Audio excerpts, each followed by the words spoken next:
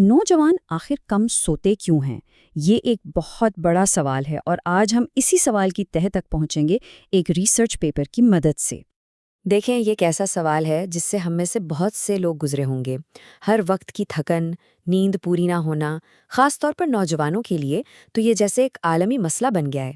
تو اسی مسئلے کو سمجھنے کے لیے ایک تحقیقی مقالے نے اس پر گہری نظر ڈالی۔ اور یہ رہا اس مقالے کا پورا عنوان۔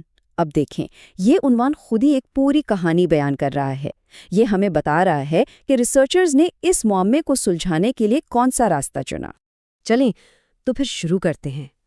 پہلی بات تو یہ سمجھنے کی ہے کہ یہ نیند کا مسئلہ کوئی ایک جگہ کا نہیں، بلکہ یہ ایک جدید طرز زندگی سے جڑا ہوا ایک عالمی چیلنج ہے۔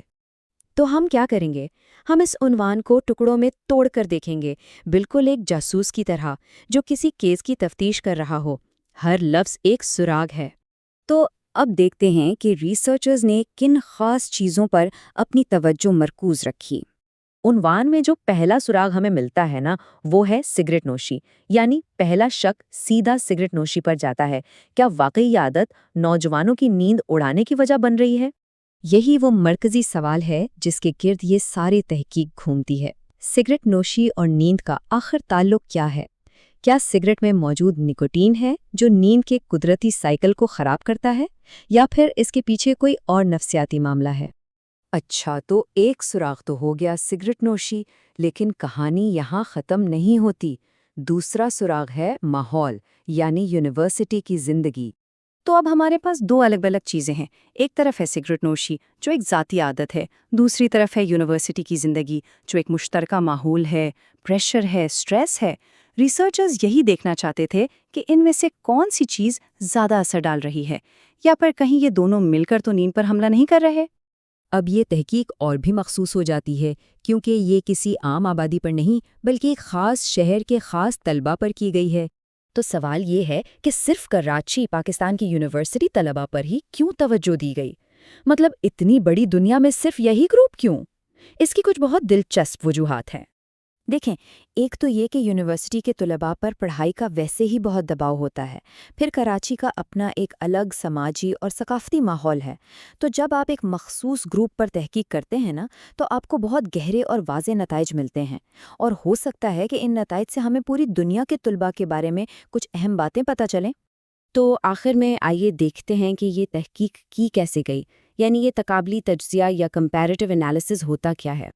یہ بہت آسان سی چیز ہے۔ آپ بس دو یا دو سے زیادہ گروپس لیتے ہیں اور پھر ان کا آپس میں موازنہ کرتے ہیں، یہ دیکھنے کے لیے کہ ان میں کیا چیزیں ایک جیسی ہیں اور کیا مختلف ہیں۔ تو اس ریسرچ میں یہ کیسے ہوا؟ پہلا قدم، طلباء کو دو گروپس میں بانٹ دیا گیا، ایک سگریٹ پینے والے اور دوسرے جو سگریٹ نہیں پیتے۔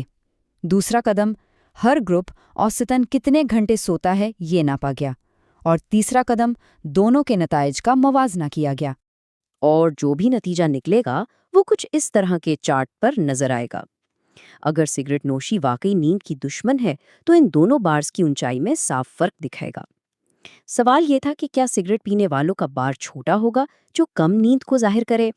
تو مقصد بس یہ دیکھنا تھا کہ کیا ان گروپس کے بیچ کوئی واضح فرق نظر آتا ہے، اور اس تحقیق کا جواب تھا ہاں، بالکل آتا ہے۔ نتائج نے یہ دکھایا کہ سگریٹ پینے والے طلباء اوسطاً ان طلباء سے کم سوتے تھے جو سگریٹ نہیں پیتے۔ ایک صاف تعلق نظر آیا۔ تو اس کیس میں ایک مجرم تو مل گیا، سگریٹ نوشی، لیکن یہ تحقیق ایک اور بڑے سوال کو جنم دیتی ہے کہ اگر صرف سگریٹ نوشی ہی نہیں تو ہماری جدید زندگی میں وہ اور کیا کیا ہے جو ہماری نیند چرا رہا ہے؟ اسکرینز کا استعمال، کام کا دباؤ، سماجی توقعات۔ شاید اصل مجرم کوئی ایک نہیں، بلکہ یہ سب مل کر ہماری نیند کے پیچھے پڑے ہیں۔